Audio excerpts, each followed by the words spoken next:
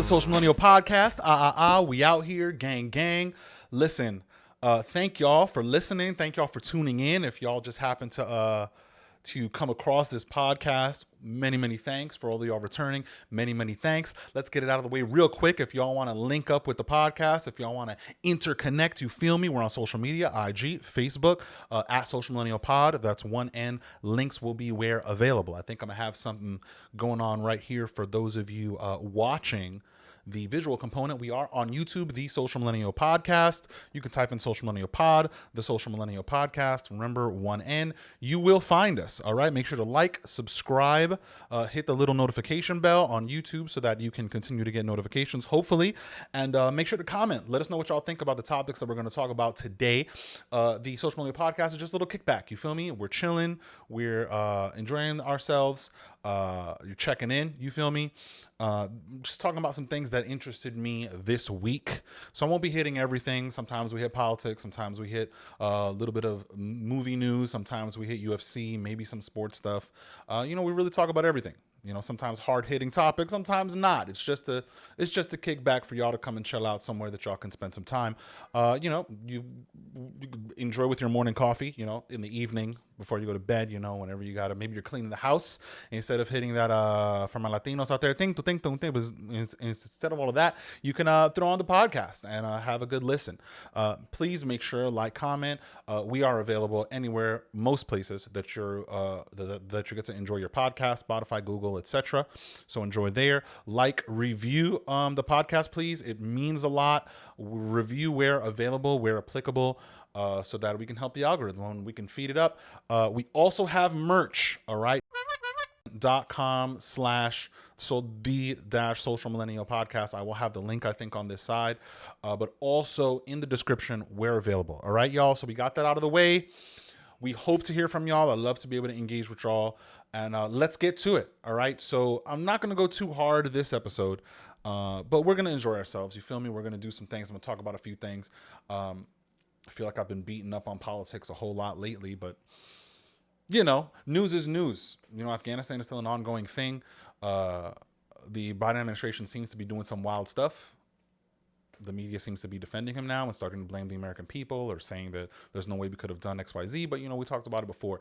Some more Biden. We've got maybe some wrap-up news, because even on the tail end, which is wild to me, y'all. I know I go in and out of, you feel me, fam? This is where we at, yada, yada, this, that, and the third. You feel me? I go into that, and then I go into, my radio voice, and then maybe I might go into my my ABC News voice. But I understand. No, I don't. I don't even understand. I was gonna say I understand people defending the Biden administration, like being okay with that line of logic that there was nothing else that they could do, when there seems to be a lot of things they can do, and they kind of screwed the pooch a bit there. Biden and the administration made that decision to pull the troops out, even though it very much so seems, based off of insider info, this has been reported, it's not conspiracy theory, that members of the intelligence community and intelligence advisors were like, no, we cannot pull out in this way at this point. The government's going to probably collapse. So it's weird. It's interesting that they made that decision. So I was going to say, I can understand, sort of be empathetic to the other side, not on the other side of the aisle, because it's not Republican or Democrat, just those who are sort of drinking the tea and are believing what's being stated on CNN, and all of these individuals who are running counter, damage control for the presidency, talking about that it's not Biden's fault. Strange. Now, I was gonna say I understand it, but we've got a story here. Tail end, it's kind of it's a cherry on top for those of y'all who maybe y'all drink the tea, maybe y'all believe the administration, or y'all understand, or y'all are of the ilk that's like, oh well, it's the president and it's the government, we'll just trust everything that they tell us at face value, and we won't question it. For all of y'all, this might be a little bit of the cherry on top, just to sort of speak to the idea that you should be informed. you should take, and I think my message in this podcast, you need to make sure that you are as informed as you possibly can be when it comes to not just, news stories that maybe we're not all the way involved in, like maybe we're not all the way invested in, but just in general, as a rule of life, like people are going to say things to you, and yeah, you're going to trust, but it's also on you to make sure. You should do some due diligence. You should go back and check. You should go back and talk about it. If y'all are just hitting us just on this podcast, just joining us, go and check out last episode titled "They Must Think We're Dumb," because I really go into this where the TLDR, in a nutshell, the 10,000-foot overview, as Viva Fry would say on YouTube. Check it out. Very very great legal commentary.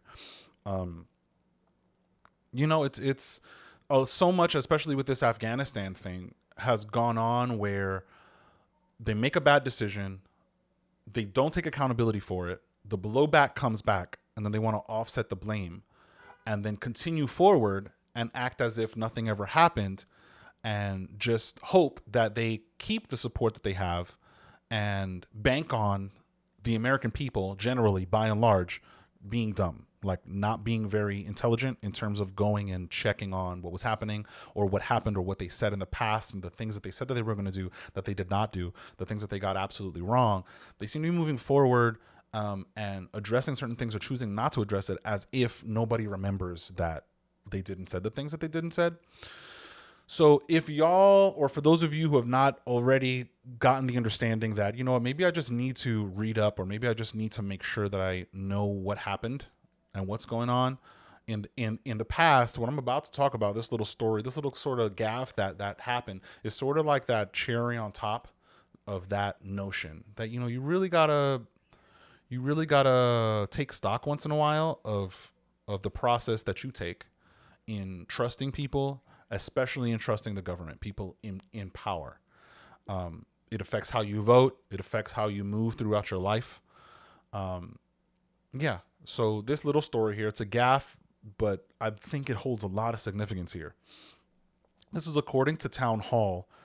The headline reads, "Yes, USA Today tried to fact check Biden's watch gaffe at Dover and totally stepped on a rake." Now, this article, it seems to be a little bit of an opinion piece. I don't quite share the same kind of disdain that this reporter or journalist seems to hold, but it reads, "Joe Biden screwed over Americans in Afghanistan. He left them behind. He left key Afghan allies behind. The chaotic scene at the airport in Kabul was primed for a terror attack that occurred. A suicide bomber killed 13 U.S. service members and over 100 Afghanis." Let's not get it twisted, y'all. It doesn't say that in the article, but over 100 Afghanis died.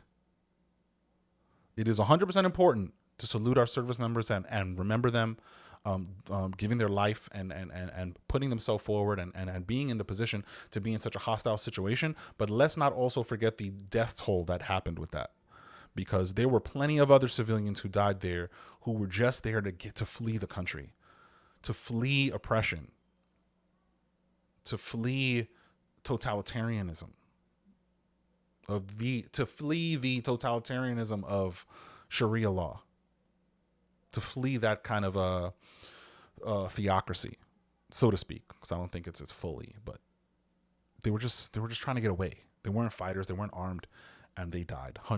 I was gonna say hundreds, but it's over 100 people. Joe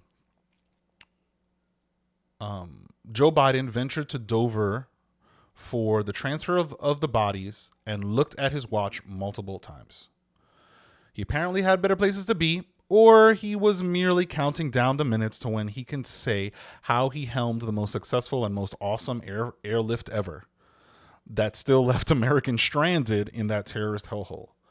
Yes, there are still Americans there. There are some stories circulating around now that the private sector has been trying to ferry people out of Afghanistan. And the State Department seems to be creating certain barriers to that. We're not going to talk about too in depth on that today, but the stories are there. Definitely look it up, because the Biden administration took the official position that they are committed to getting everybody out that wants to get out.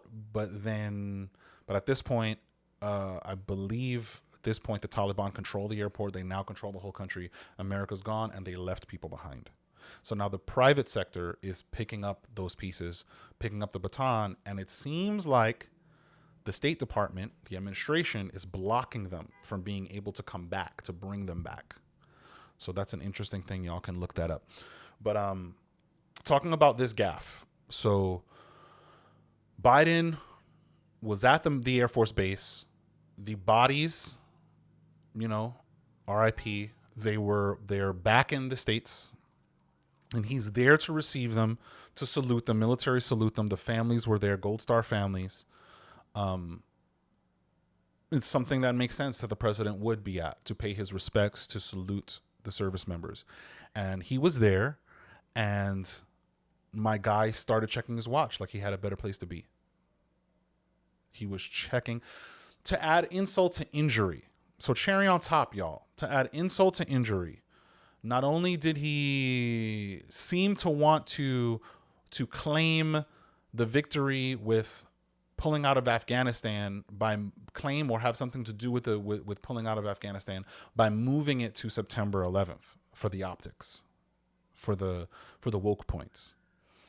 Not only did they change the date and did not meet with the Taliban to renegotiate the contract, the plan. Very disrespectful. Not only did all these service members die because of a botched exit from Afghanistan.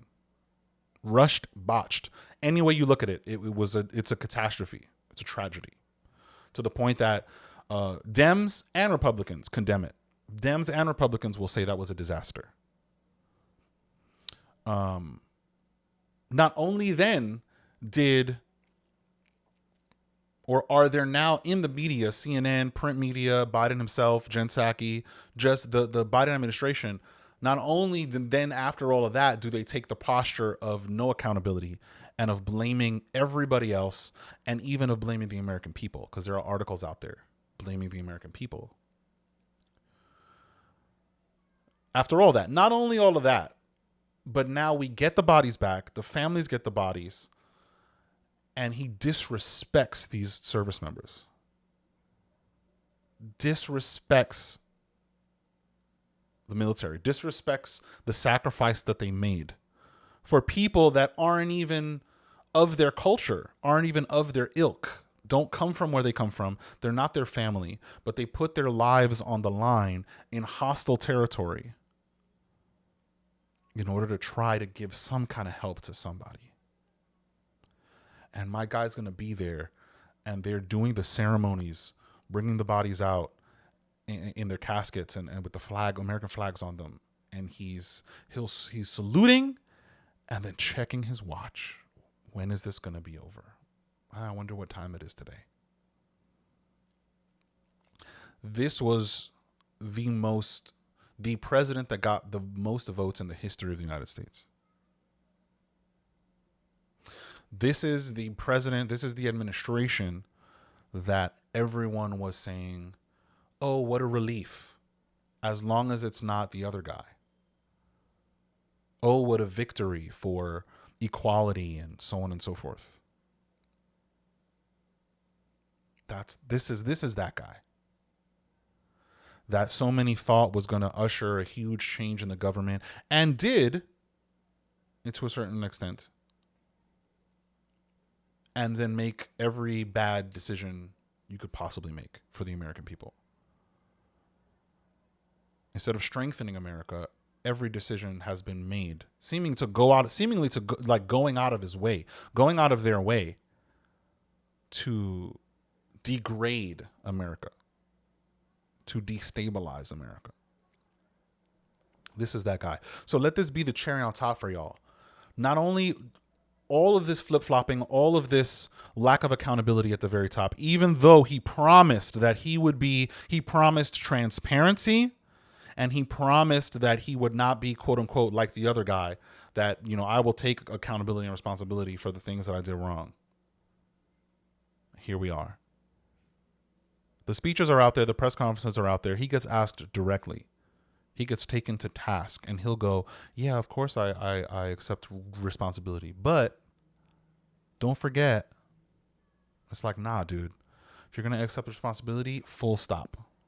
Full stop. Yeah. And so now what's interesting too, to lend to the subject matter that we're on, right? I'm talking about maybe we should think and scrutinize what our processes are personally of going forward and listening to what other people are telling us to do, or trusting others, especially those that are empowered, those who are ahead of us, those who have that responsibility to guide us in the things that we should be doing. So think like Fauci or medical professionals and so on and so forth, government, how they're presenting things to us, how the media is presenting things to us, whether they're being the most truthful, the most transparent, or whether there's something monetarily to gain or something else that's to gain or something else going on afoot, that we question, we look inward and we question what our processes are for ourselves. So I'm not like trying to teach you what to do. I'm not telling you, oh, you're all this and you're no. I'm not even going to generalize like that. I think it's just important that all of us take stock of what our processes are so that we can be as informed as we can possibly be when going out to vote, when going out to interact with our fellow Americans, interact with our families, just in general, just interact. That we should be the most knowledgeable, or we should be the most empathetic, we should be the most conscientious in our pursuit of understanding, or we should adopt that pursuit of understanding. If we have not adopted that, it will only benefit you. Only. There are no downsides. So whether you're of the ilk that feels hostility, or maybe has drunk the tea of prejudice against those who maybe are not in your political party, or have grown or developed some kind of prejudice against those who may not follow so closely certain kinds of regulations, whether your disdain has grown to some level of hatred towards them, where you will excommunicate your own family, where you will decide to lack empathy and lack understanding, for those, this can only help you. Only. It only helps to love people. It only helps to want to be more understanding, want to gain more knowledge, so that you know what the right story is, or maybe you can sort of sift through and look between the lines and gain different perspectives to put together to kind of get the best, or the clearest picture of what's going on. This is for you, and for me. And I mean, it's a thing that we always have to develop. It's something that if we get caught lacking, we get caught lacking out here in these streets, it could be bad news, So I bring this story up because the media, it seems like there's an apparatus in the media that maybe is, I don't know, someone's controlling it. I don't want to say state run. I don't want to, I'm not going to go that far. I'm not that kind of a conspiracy theorist. It's strange when something is objectively like viewable and absorbable. So like something happens, we have audio, we have video, we have eyewitness account of what happened, and all of those things agree with each other, but then you still have people trying to say that that's not what happened, or that it lacks context or something. It's sad. It can sometimes be frustrating, can sometimes be infuriating. But it's definitely something that is of note, something that's strange. So when you see there being video evidence of something, like very clear video evidence of something, time-stamped video evidence of something, and you have eyewitnesses agreeing with what that video is showing, you even have audio and so on and so forth, multiple, and the media is saying that that's not true, it's strange. And you can go view the video yourself. It's of note. It's it's a thing where you need to start questioning that report, that reporter, that journalist, that network regarding that story. And it causes me to wonder who's controlling the narrative, who's giving the guidance as to how to present this, what perspective to take to present this to the American people, because it's got to be somebody. It's got to be somebody. It's got to be something that's guiding this, because USA Today decided to fact check the reporting on what happened with Biden at Dover checking his watch, being very disrespectful multiple times, very, very disrespectful. They fact checked it as being partly false. So we're gonna go into this, and then they sort of switched it up. But still, when they switched it up, it wasn't like, oh, my bad, we were wrong, this is true. He actually, during the thing, it was viewable by all of the families of the deceased, all of the military and personnel in attendance, and it was recorded, it was filmed, it was on video officially. There are timestamps. Instead of switching it to, our bad, this is actually true, this happened, this is a thing that happened. They did something weird and shady, and it's scary. I'll say that it should scare you. So this, according to the article, let's skip through. Or protected with the U.S. Right. And yet, USA Today decided to do a fact check. They should have just decided to do a fact check. They should have just let it go, because they stepped on a rake big league on this one. They initially deemed it partly false before having to bite the bullet and admit defeat. They now say it's, quote, missing context, and this person makes this assertion. I'm not necessarily making this assertion, but this journalist is making this assertion, which is liberal code for, quote, true. They were wrong and got owned. You love to see it. Now, it's very interesting. The fact check itself reads as follows. On August 29th, President Joe Biden paid his respects to U.S. service members who were killed in a terrorist attack at the Kabul airport. The President and First Lady Jill Biden bowed and placed their hands over their hearts as 11 caskets were presented at Dover Air Force Base in Delaware. But on social media, some doubted Biden's sincerity. One popular post features two photos, one of Biden and one of now former President Donald Trump. The picture shows Biden appearing to check his watch. Trump salutes as men in fatigues carry a casket draped in the American flag. Based on our research, we rate missing context the claim that Trump saluted the caskets of fallen U.S. service members while Biden checked his watch. The way Biden honored the 11 caskets presented at Dover Air Base with a hand over his heart was similar to how Trump paid respects to fallen service members during his presidency. However, Biden did check his watch at least 3 times, according to photos and video reviewed by USA Today. Several family members of fallen service members who attended the ceremony have criticized Biden for checking his watch.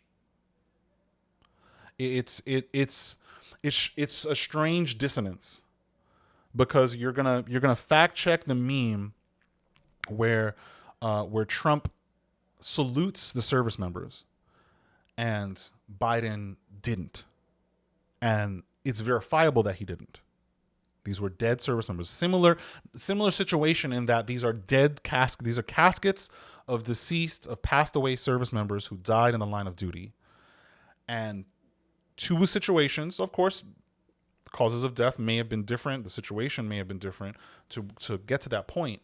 But the situation for the president was the same. And you had Trump saluting, and you had Biden doing his salute. But then, what time is it? I have lunch today. I've got my fruit cups. Like, I'm looking forward to talking to this person today.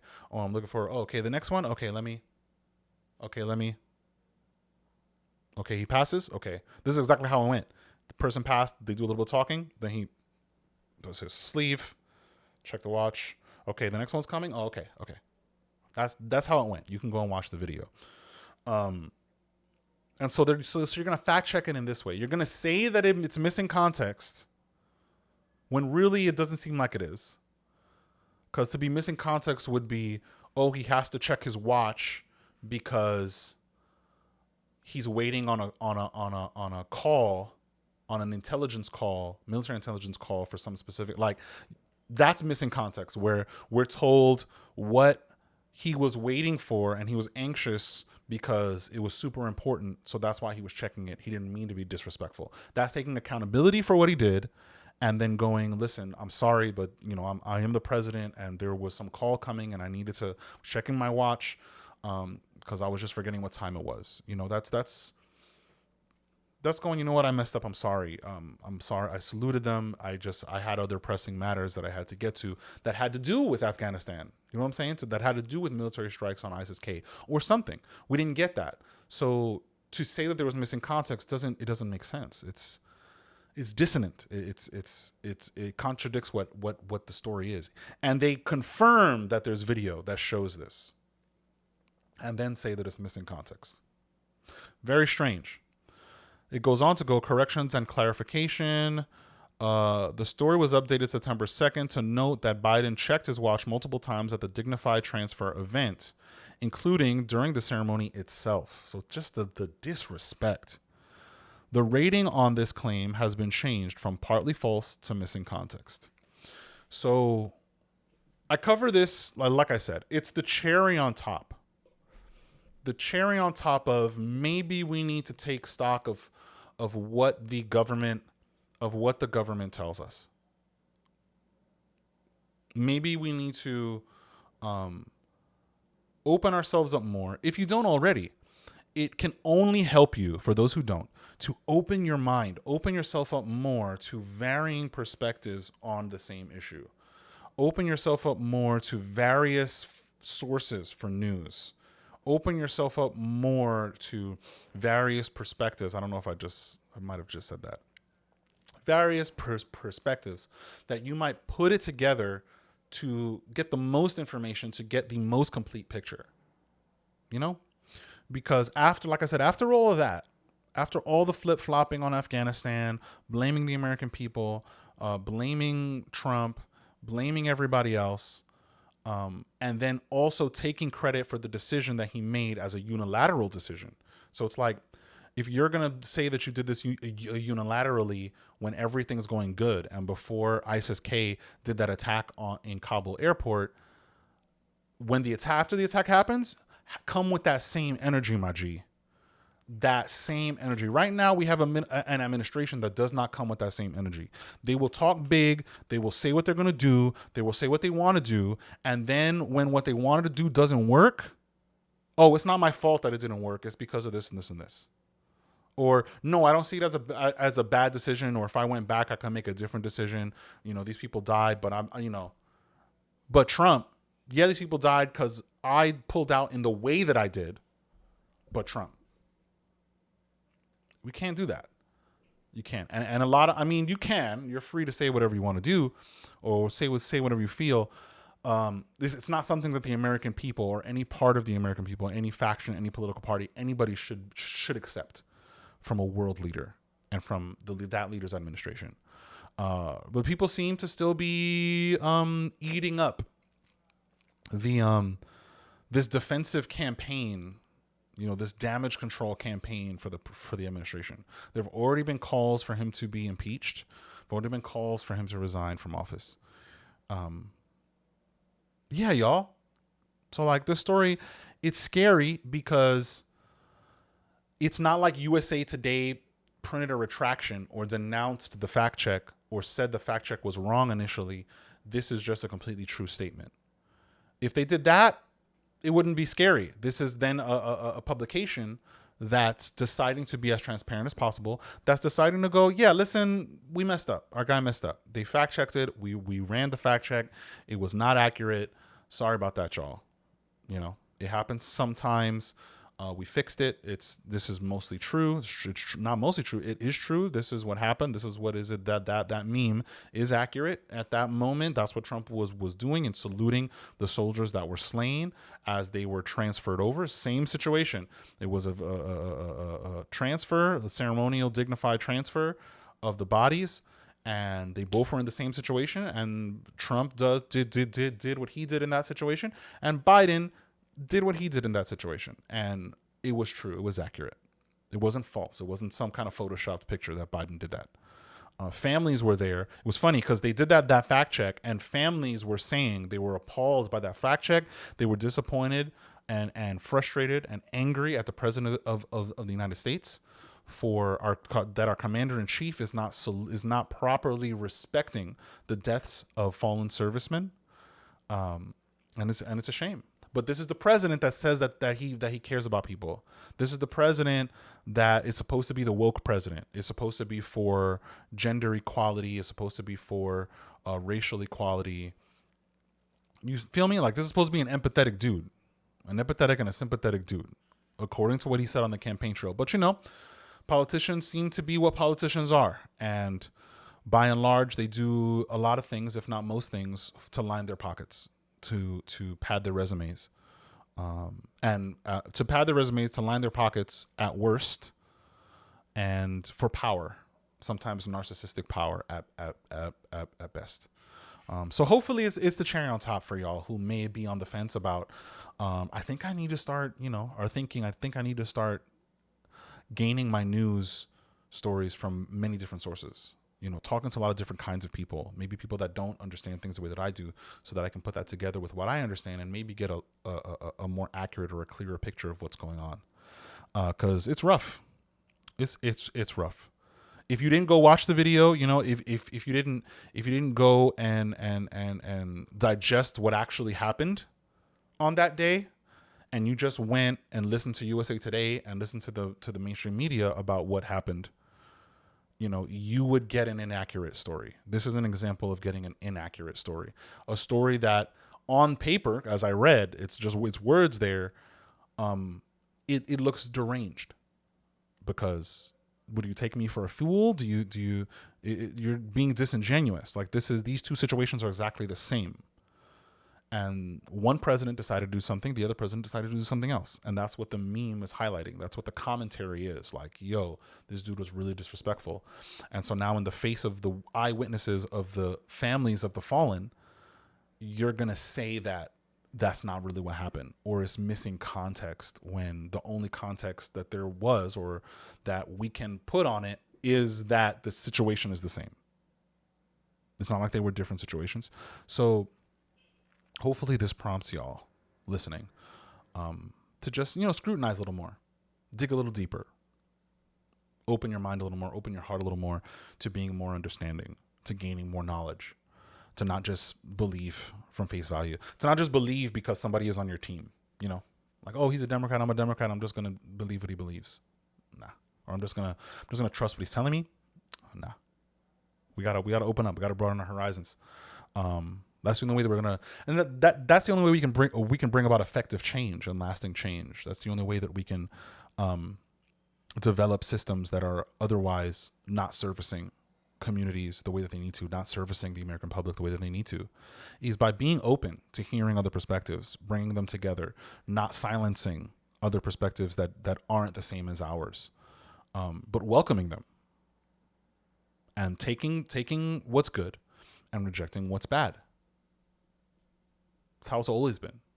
And this goes for daily life, not even politics, just at your jobs, at home, with your family. It can only help you. It can't hurt you. All right, y'all?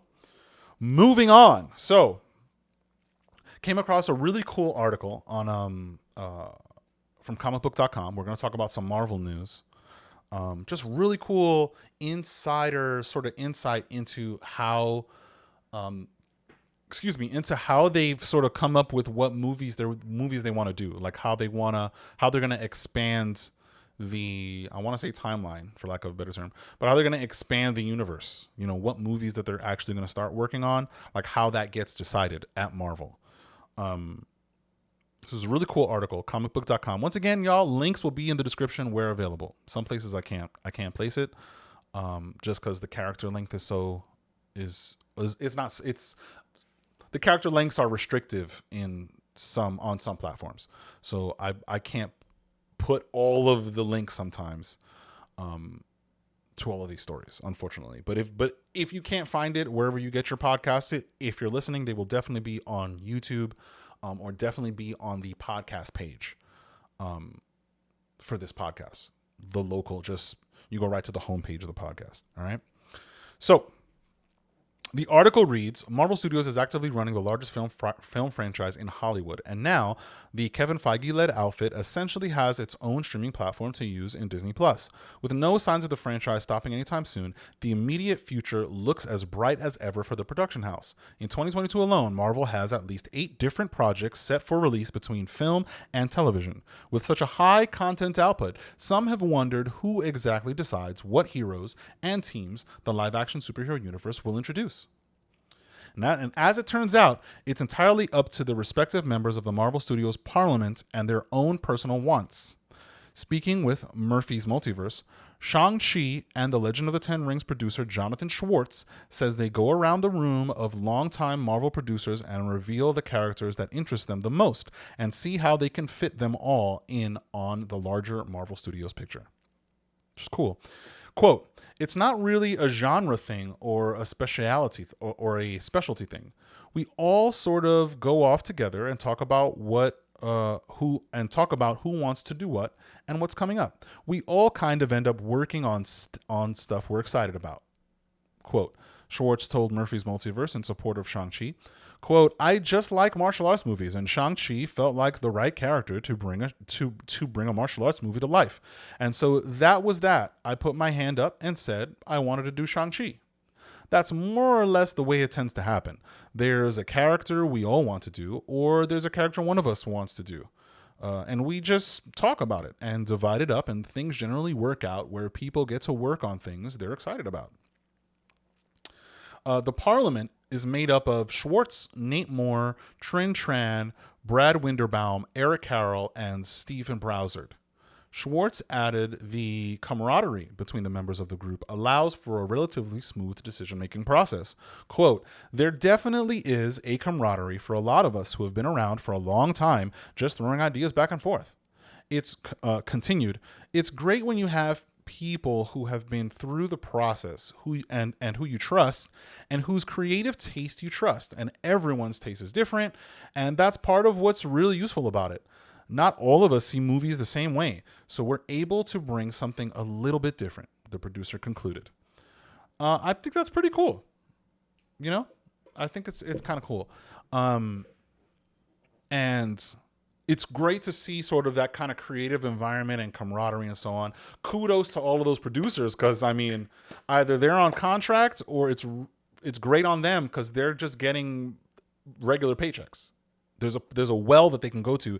There's an employer that they can go to that trusts them enough, that they've built a rapport up enough in the industry to be able to just, I'm part of this stable of producers. That's pretty cool. It's almost living the dream in terms of filmmaking.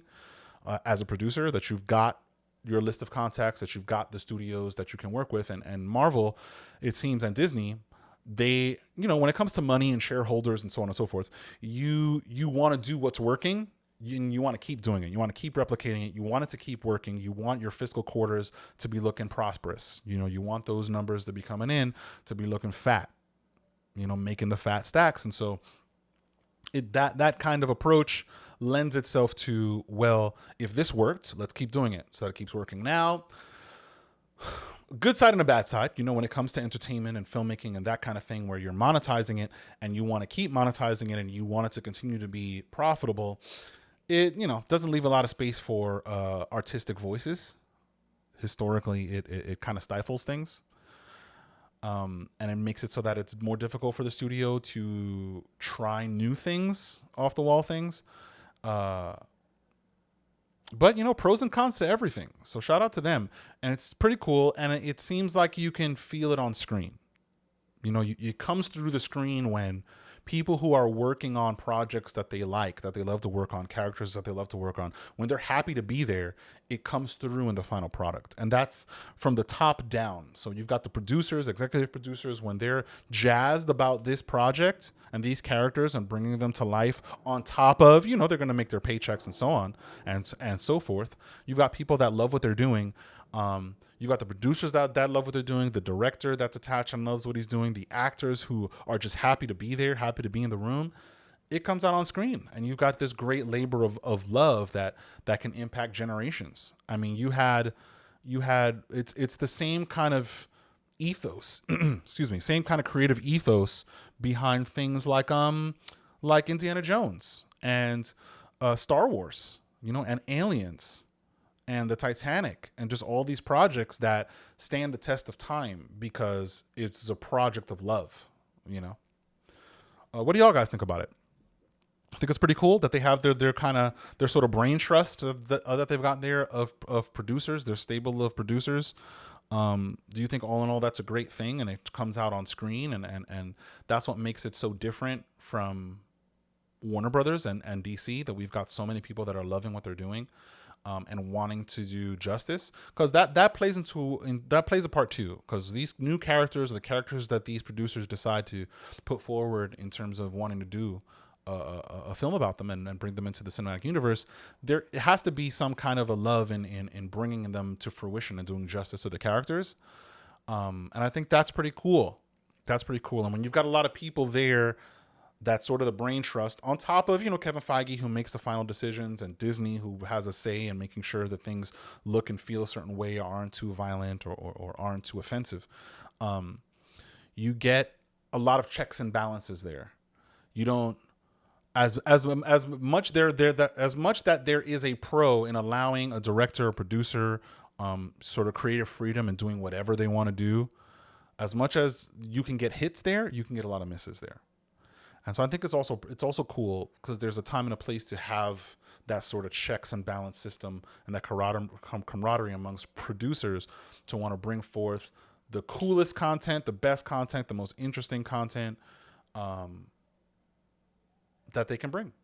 So let me know what y'all think, because I know you compare Marvel to the Warner Brothers and DC, and Marvel kind of plays it safe. There's not a lot of things there that are hard hitting in their scripts, from the screenplay to the action to the thing. It's, I can get that criticism. I can understand that criticism.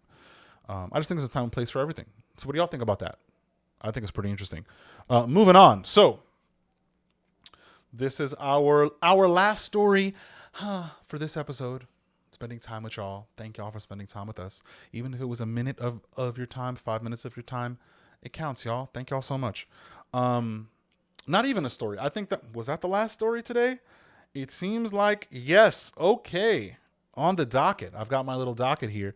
That is the last story. I'm up to recommendations. For those of you who are new, I do this thing where I enjoy some bit of media, go to some bit of place, watch some bit of movie, do something, and I think it's pretty cool, and I think that y'all should check it out too.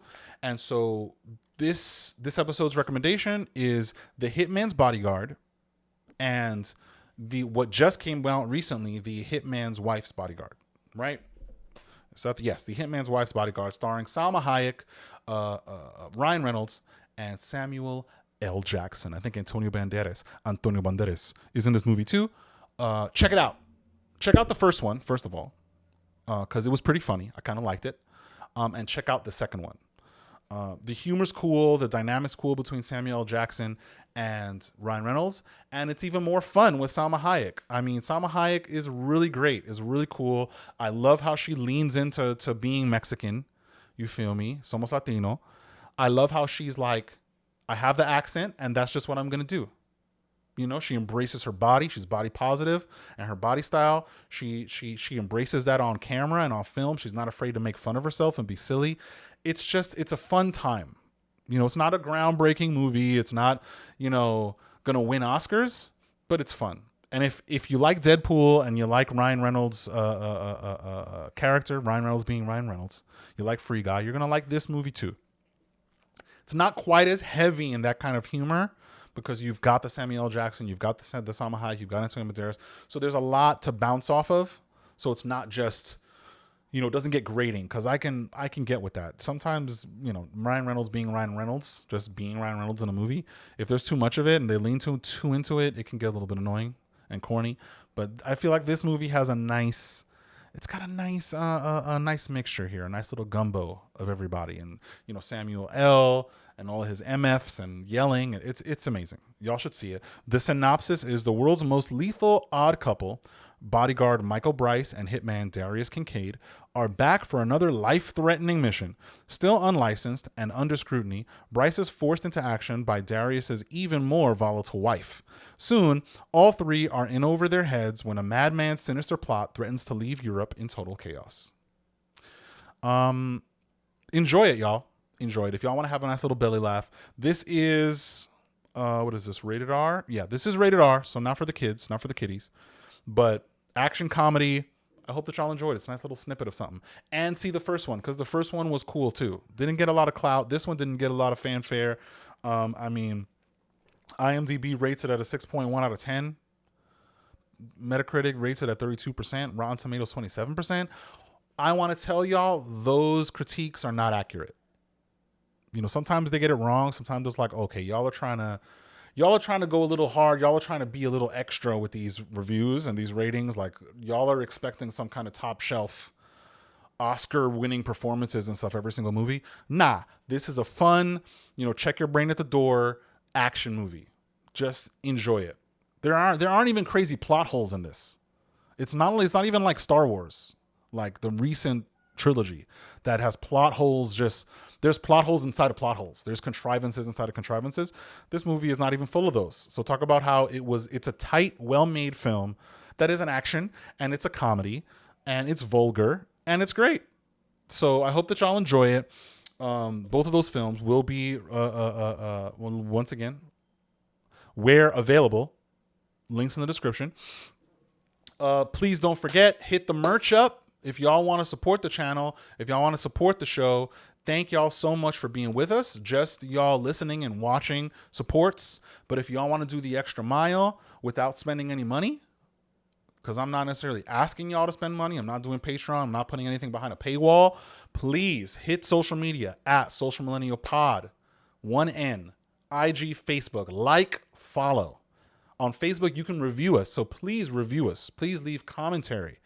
Let us know what we could do better. Let us know the content that y'all want to see, what y'all want us to talk about. Maybe we can do some episodes that are on one specific thing. I have no problem doing that. That would be great. That would be cool. But I want to know what y'all want. Let us know what y'all think in the description. We're available. In the comments, we're available. Yeah, I really want to hear from y'all. All right. But if y'all want to add some money, you feel me? We can upgrade our technology. We can bring y'all even more, even snazzier editing and so on and so forth. You can buy our merch on teespring.com. I'm going to be putting the link right up here. It's not clickable, but I'm going to be letting you know what it is here, and I'll be putting it in the description where available. All right, y'all. Thank y'all so much for spending this time with us. Stay safe, y'all. Open your minds. Enjoy different perspectives. Enjoy the perspectives of those who don't believe what you believe, because you will learn something. You will get a larger picture of your world and a more complete and holistic picture of on certain topics, on anything. So open your mind to gaining more and more information, to being more empathetic, to being more loving, and to moving in your life with more understanding. All right, y'all. Be safe. This world is getting rough. Yeah, thanks. All right. Peace.